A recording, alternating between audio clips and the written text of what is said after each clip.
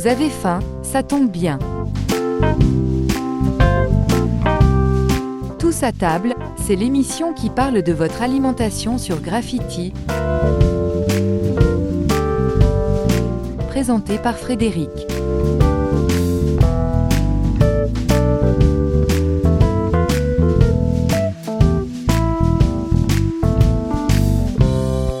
Salut les gourmets, salut les gourmands, soyez les bienvenus dans cette nouvelle émission de Tous à table, la 131e depuis le début de Tous à table sur les ondes de Graffiti. Le temps passe vite et votre rendez-vous hebdomadaire, c'est celui qui parle de l'alimentation dans cette émission.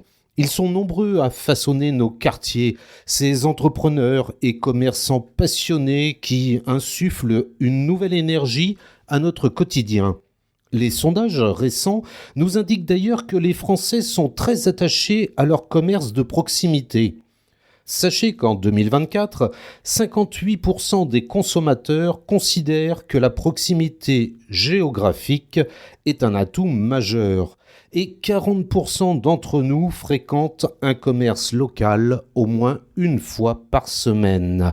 Ce phénomène est soutenu par l'intérêt que nous avons tous pour les produits locaux et la volonté de maintenir un lien avec notre quartier. Alors cela montre une forte résilience et une confiance en l'avenir de ces commerces, malgré les défis économiques auxquels ils doivent bien trop souvent faire face. Aujourd'hui, j'ai le plaisir de recevoir une invitée spéciale. Une jeune femme pleine d'audace et d'enthousiasme qui a décidé d'ouvrir une épicerie de quartier pas comme les autres. Le Coliglou est situé au Bourg-sous-la-Roche et c'est déjà un incontournable pour les habitants. Ensemble, nous allons découvrir son parcours, ses défis et sa vision pour cet espace de proximité. Allez, restez avec nous, restez bien connectés sur les bonnes ondes de Graffiti et c'est parti pour une belle rencontre inspirante. Avec qui ? Je l'invite. Ça, c'est une bonne idée.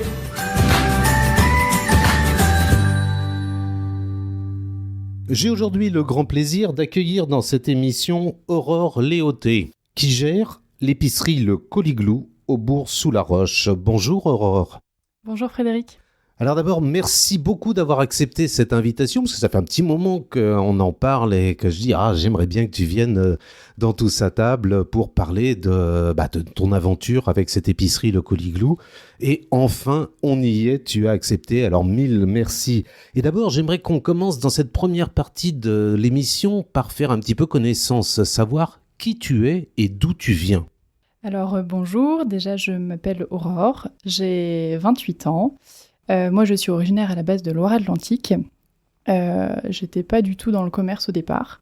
J'ai fait plutôt, moi, des études en environnement, mais en sites et sols pollués. Donc, j'ai fait un master en environnement sur Chambéry, mais à la base, j'ai fait aussi un DUT génie biologique à La Roche, d'où aujourd'hui le fait que je me suis installée aussi à La Roche, puisque c'est vrai que j'ai fait une bonne partie de mes études ici et j'étais attachée à ce territoire. Malgré tout, j'ai eu plusieurs parcours de vie. Je suis partie à Poitiers, Chambéry, voilà, je suis revenue à Nantes. Mais j'avais vraiment à cœur de venir dans un endroit un peu plus proche, en tout cas, des gens. J'avais pas envie de m'installer à Nantes, puisque pour moi, c'était un peu trop gros.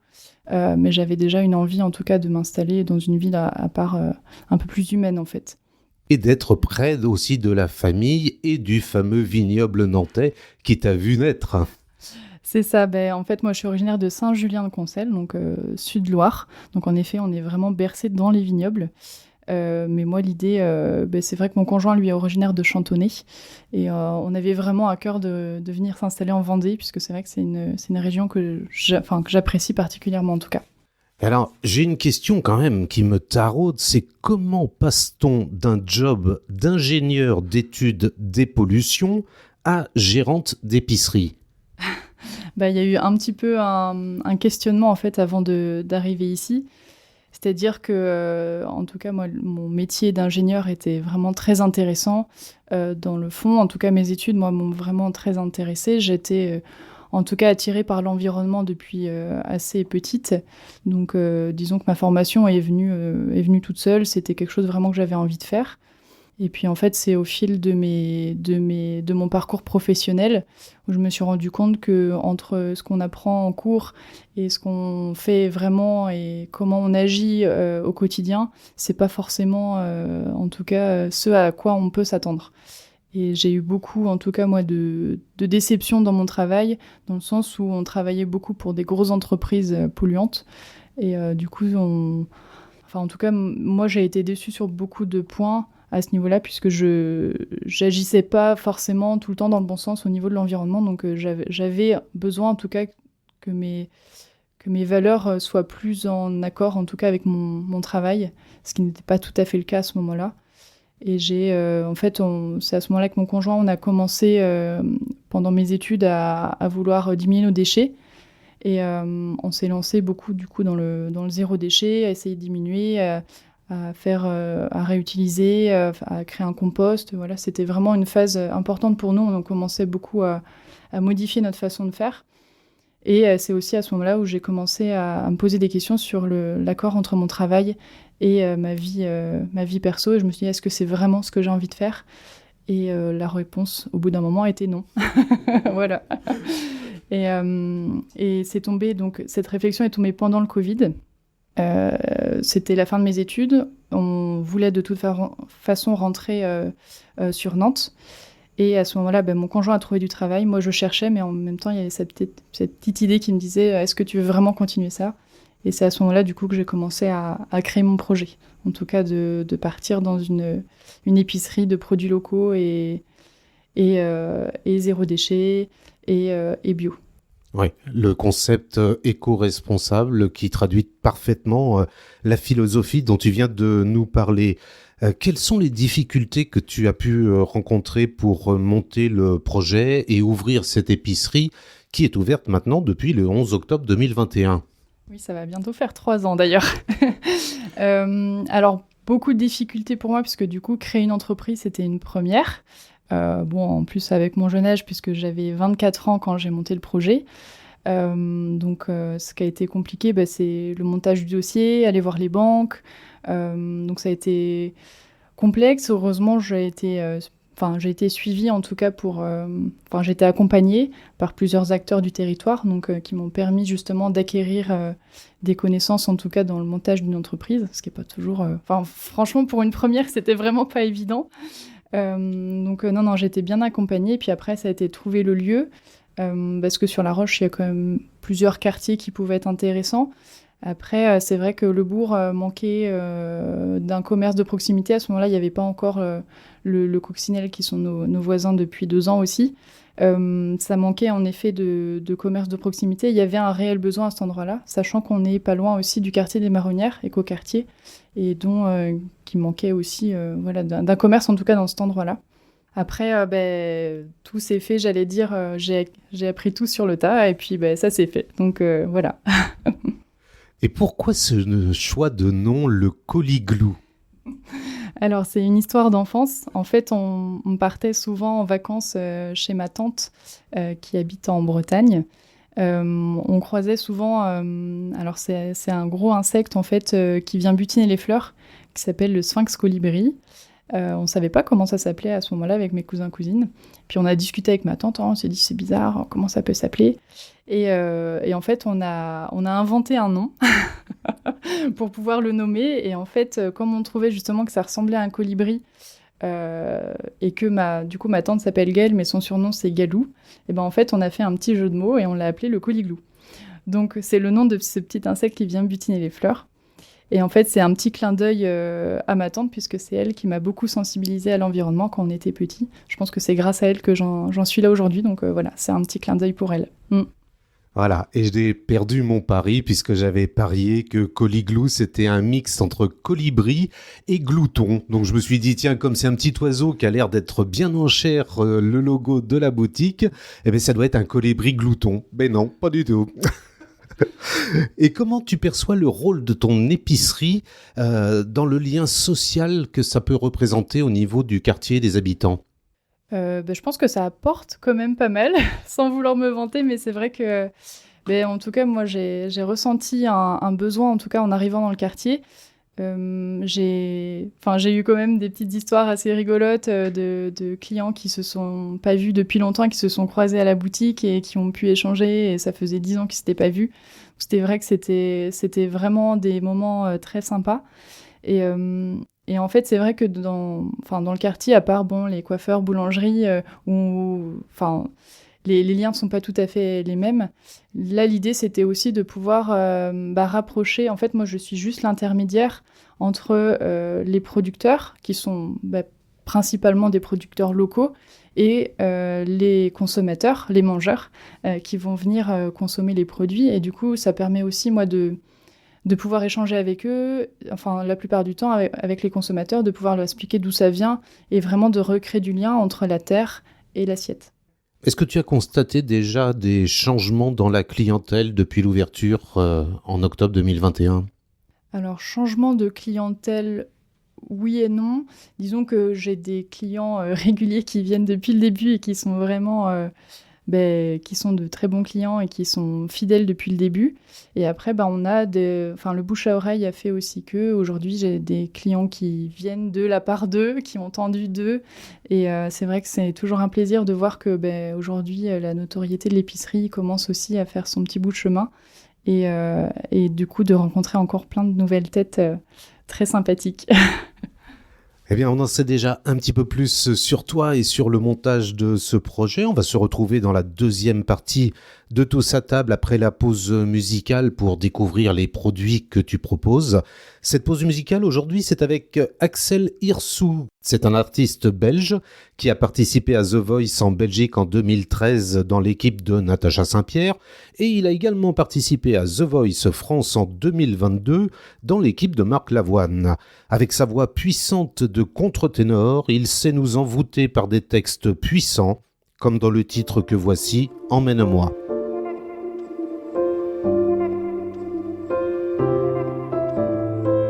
Un peu trop tôt, un peu en retard, parfois les vies ne s'alignent pas. On peut tout retourner, refaire l'histoire, ce n'était pas un faux départ. Avant qu'on se soit perdu, ou bien devenu fou doucement à l'usure.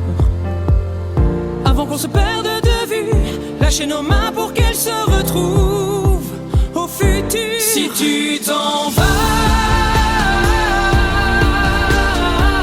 au moins emmène-moi. Si tu t'en vas, au moins emmène-moi. Remets-le-moi. Un peu trop fort pour épargner nos âmes. Parfois la passion ne suffit pas. Défaire les fils pour retisser les liens, tout reconstruire sans plan ni dessin. Avant qu'on se soit perdu, ou bien devenu fou doucement à l'usure. Avant qu'on se perde de vue, lâcher nos mains pour qu'elles se retrouvent au futur. Si tu t'en vas,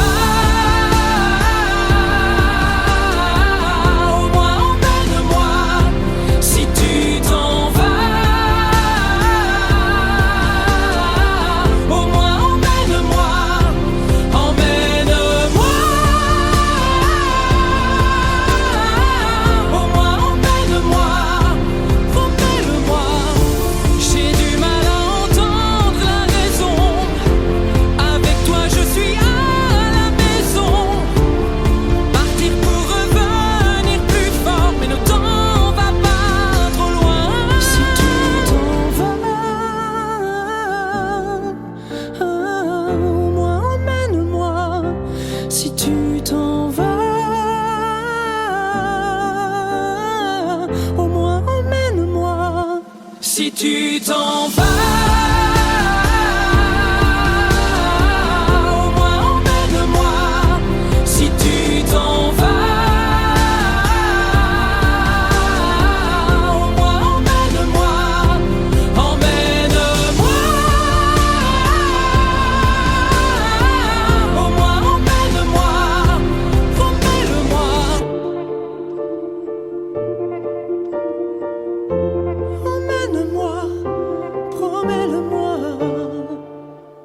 Tous à table, la suite avec aujourd'hui mon invitée Aurore Léoté, la gérante de l'épicerie Le Coliglou au Bourg-sous-la-Roche. On a fait connaissance dans la première partie de l'émission avec Aurore et on va découvrir maintenant ses motivations et ses inspirations pour monter ce projet et en savoir plus sur les produits. Comment tu choisis tes produits et qu'est-ce que l'on trouve ici dans cette épicerie Le Coliglou ? Alors, on trouve quand même pas mal de produits, il y a un petit peu de choix. Pour commencer, pour choisir mes fournisseurs, en fait, l'idée principale d'abord, c'est le local. Donc l'idée, c'est d'abord d'aller chercher au plus près de l'épicerie et aussi qu'ils aient un minimum de valeur environnementale, qu'ils soient potentiellement bio. C'est pas obligatoire, mais ça fait partie en tout cas des critères de choix. L'idée, c'est que, par exemple, sur un fournisseur de légumes, par exemple, il faut qu'il soit à proximité de l'épicerie. Donc là, par exemple, je travaille avec 3 fournisseurs. Le lycée Nature, qui est à 5 minutes de l'épicerie. Le potager extraordinaire, qui est pareil, à 5-6 minutes de l'épicerie. Et Laverne Babouin, qui est à 7-8 minutes. Donc ils sont tous les 3 en bio, tous les 3 en local.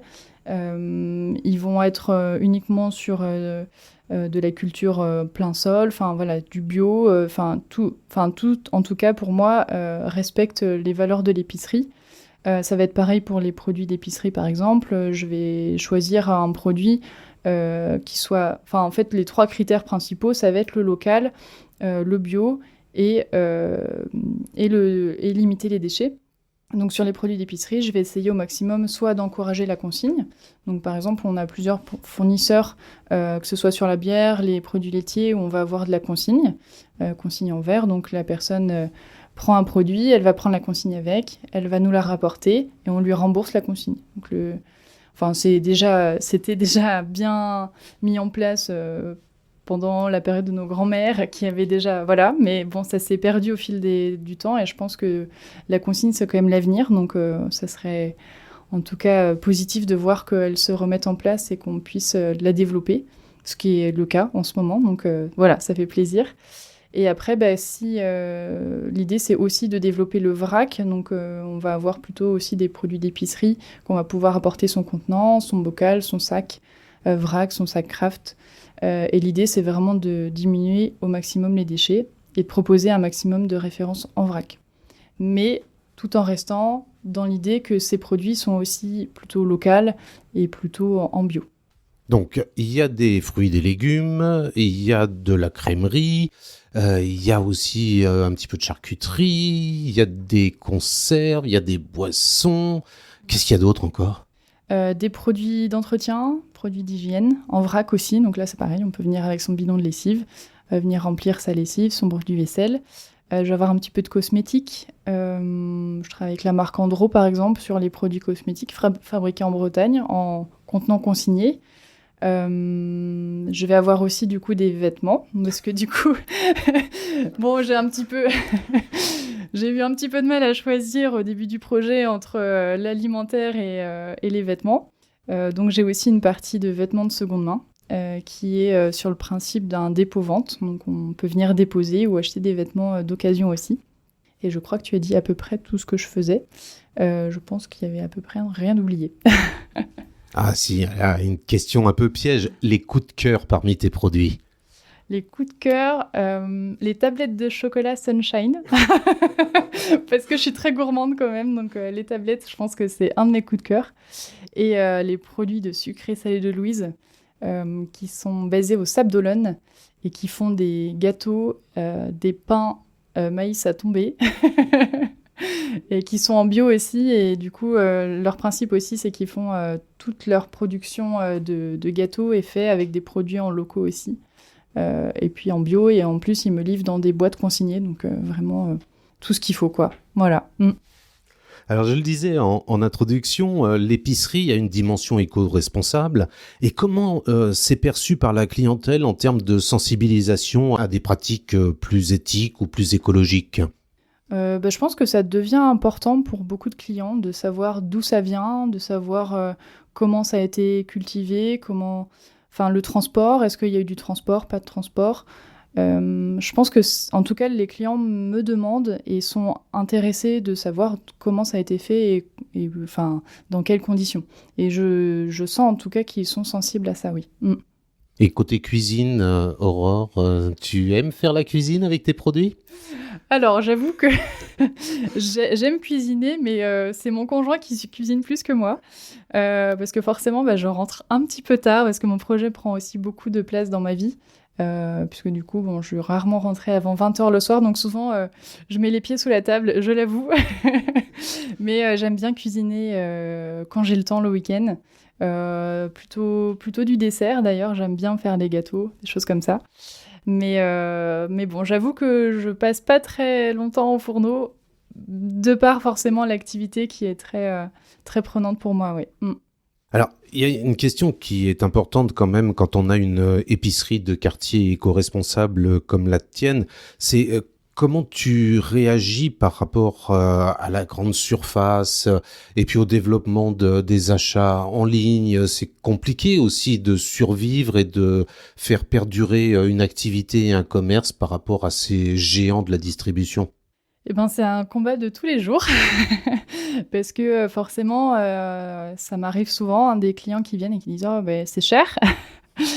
qui vont dire cela en comparant un produit local et d'un produit bio, et puis ils vont comparer avec un produit fait dans une grande industrie qui est fait à la chaîne et qui fait...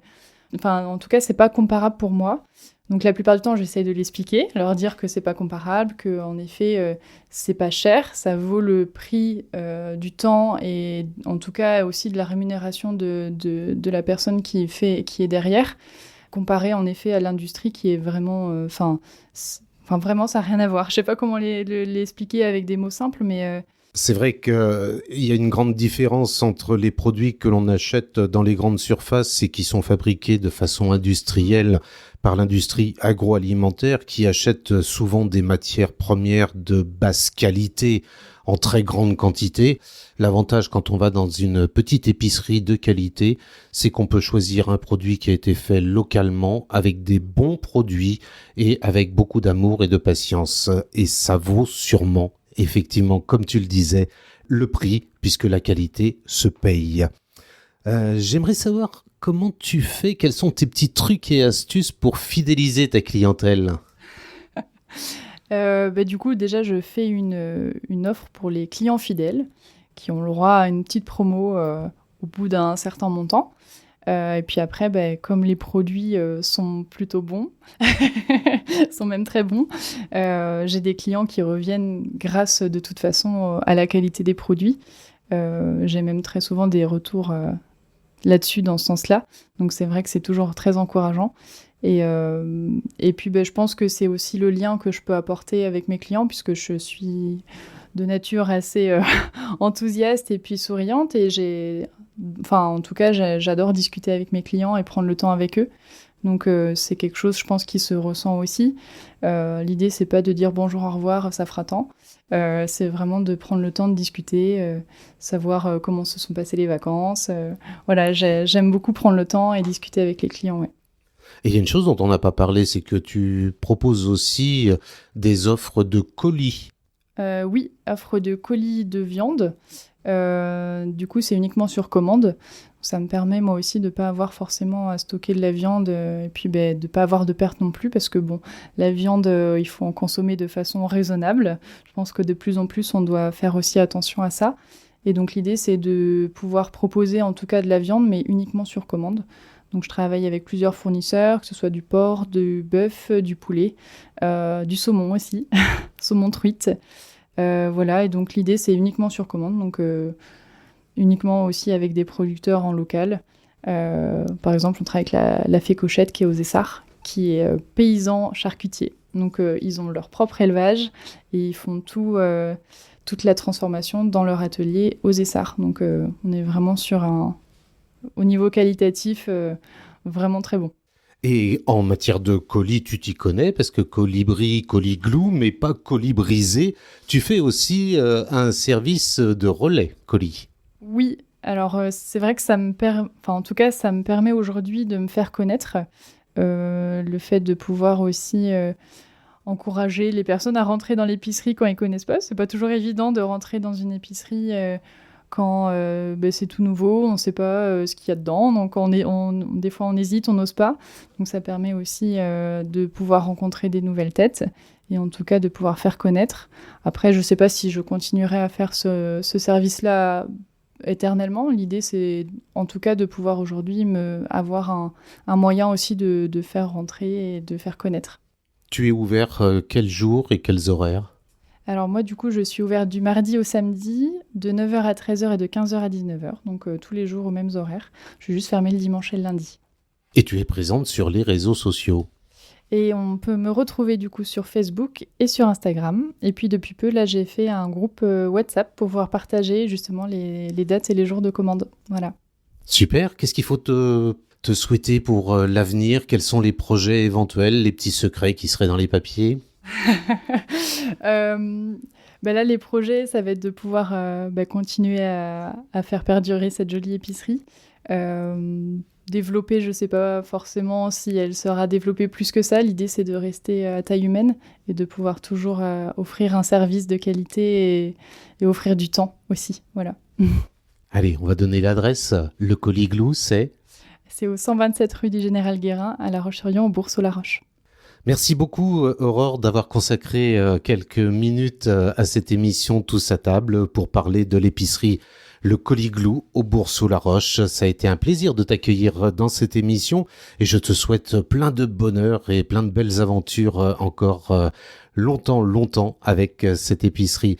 Merci à vous pour votre fidélité à cette émission et puis n'hésitez pas à retrouver Tous à table en podcast sur toutes les bonnes plateformes et à mettre plein d'étoiles, ça fait toujours tellement plaisir. Passez une excellente journée à l'écoute des bonnes ondes de Graffiti. Je vous donne rendez-vous la semaine prochaine pour de nouvelles aventures gourmandes dans Tous à table. À bientôt.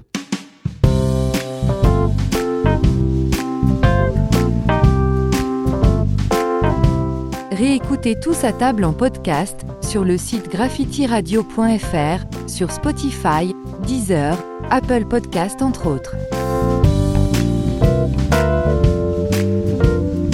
En attendant de retrouver Frédéric pour une prochaine émission, mangez bien, mangez sain.